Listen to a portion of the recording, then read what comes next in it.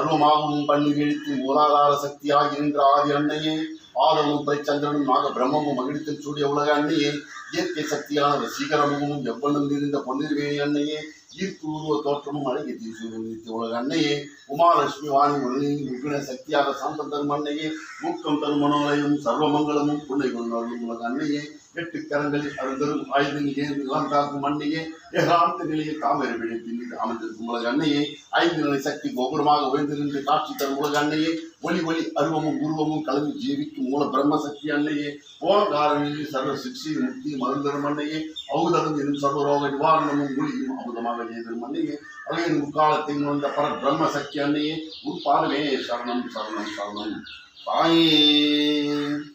நமச்சிவாய நமச்சிவாய சிவாய நமவய நமச்சி நமச்சிவ.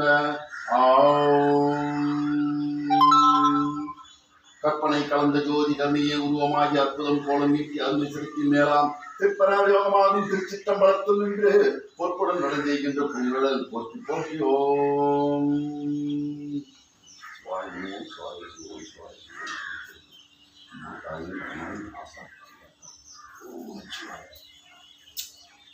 ஓகே.